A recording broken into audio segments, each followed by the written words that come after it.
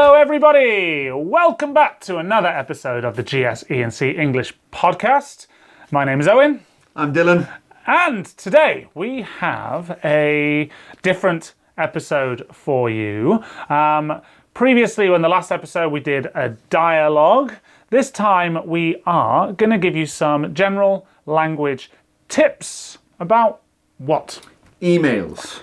Emails. So it's not a speaking one today. We are dealing with writing. Okay, so yeah, there are lots and lots of mistakes which people, not just Koreans, but native speakers make all the time. But really we're going to focus on some common mistakes which I see a lot in my writing class and in the communications I have with Koreans that can basically help you improve your writing. Okay, so we're going to go through 5 or 6 do's and don'ts, things you should and do and things you shouldn't do in writing. Yeah. All right, so let's get straight into it. Our first do, Dylan. Spelling. Hey, all right, yes. So this is a real simple fix. You want your emails to look as good as possible, to look as professional as possible. And really the simplest way of doing that is to fix your spelling. Yeah. You know, these days with, computers and dictionaries on your phone, there's no real excuse to have very basic spelling mistakes in your email. It looks unprofessional. Grammar mistakes, not such a big problem. But spelling mistakes, that's something that we can all eradicate from our emails. Yeah, so it's like with grammar, if you make some basic grammar mistakes, as long as the message is clear, people will be understanding because you're not a native English speaker. We don't expect you to have perfect grammar. But if you're making spelling mistakes, that shows that you're not very careful and it doesn't show a professional image of you. So focus on what you want to show to people. Do you want to be seen as someone who's careless and is making spelling mistakes? Yeah. I often get people misspell my name. All right, I have quite a very rare name, Wibbly, and people very, very frequently misspell my name. And if I read that, Dear Mr. Wibbly, with a spelling mistake, straight away, you've lost a little bit of respect. Yeah, it starts off on a negative. Yeah. And I think with technology, with spell checkers, there's no real excuse not to double check your email before sending it off to make sure there are no spelling mistakes. So definitely the first do, check your spelling before sending that email. Definitely. Okay.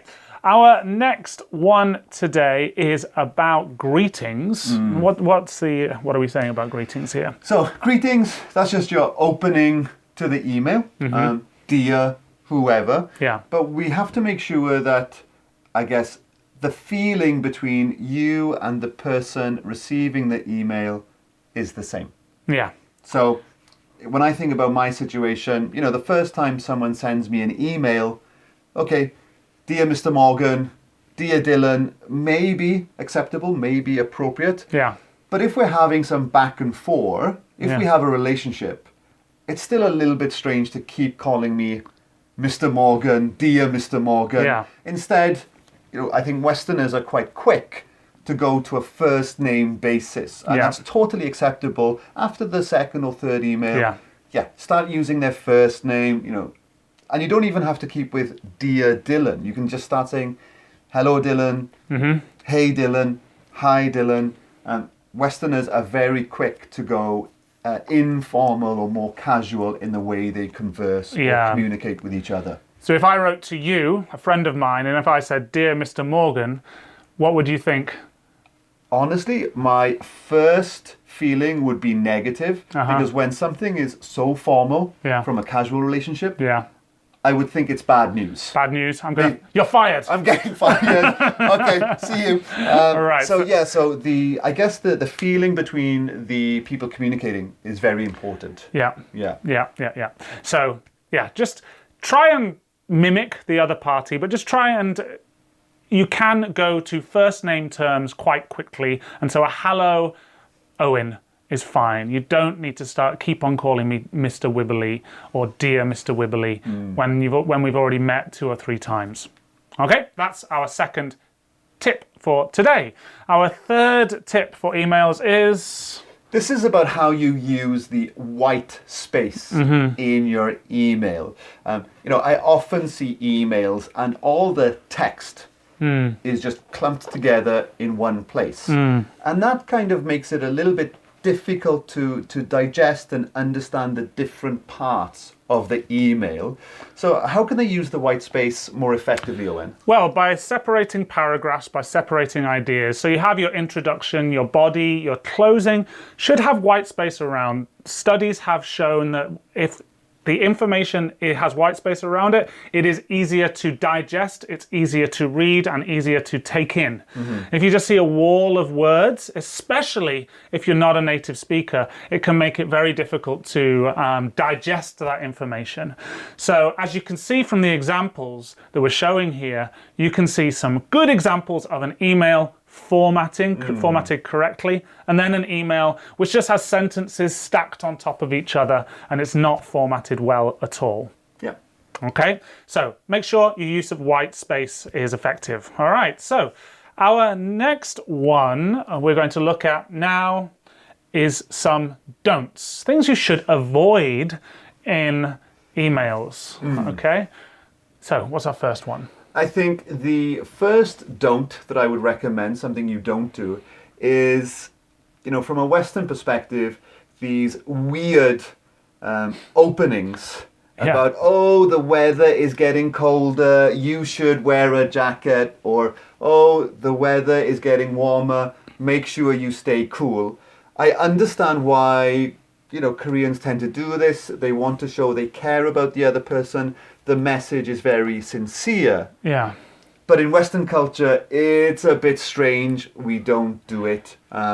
It just sounds weird. It's not really a grammatical thing. It's just a weird thing. Yeah. I had one where someone said, it's getting really hot right now. Be careful of heat stroke. And it's like, okay, I know you're being nice, but that's just strange. And this person was an advanced level, I think a Gyopo, in fact, right? So it's advanced level speakers do make these mistakes, but just try to avoid it. There's no place for it in business writing. If you want to sound friendly, just start your email with, I hope you are well. Yeah. I hope this email finds you well. I hope you had a good weekend. I hope you're having a good day, depending on what time it is. An expression like that is really just going to sound a lot better than a reference to the weather or your health or something like that. Or the seasons changing. Just keep it very simple. I hope you are well is enough. It really is. Exactly. Yes, indeed.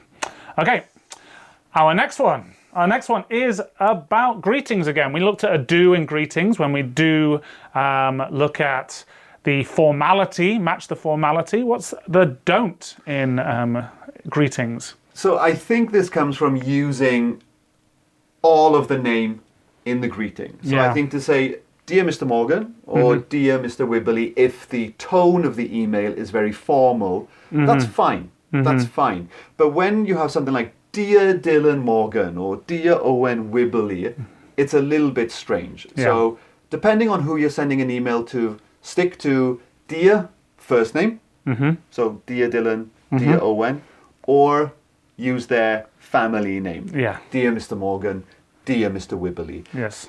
Don't use first and last name. And also, don't use Dear and a title, or a hello, dear, with a title and a first name. Mr. Owen. Hello, Mr. Owen. Dear Mr. Owen. This kind of, we don't use it, and it's in a way, it's like saying, oh, I'm very weak and you're very, very, very strong and powerful. You don't want to do that. So just say, hello, Owen. Yeah. Dear Mr. Wibberley.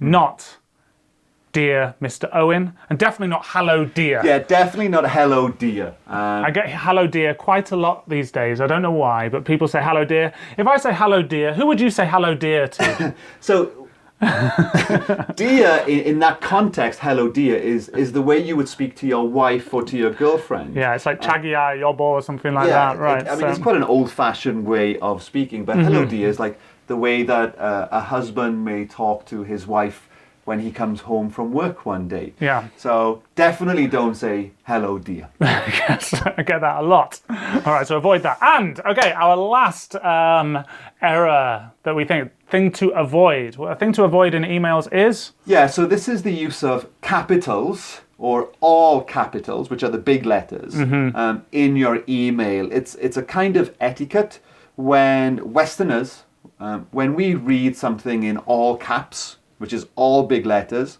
we feel like we are being shouted at. Yeah. It's a very aggressive way of communicating, so we don't do that. Yeah, it comes from chat groups, chat messages in the 90s and stuff. If you wanted to shout at someone, you would write all in capitals. Yeah. So if you write a message and say, you need to send me this document by Friday at 7 p.m, we read that as, you need to send this document by Friday at 7 p.m, you idiot!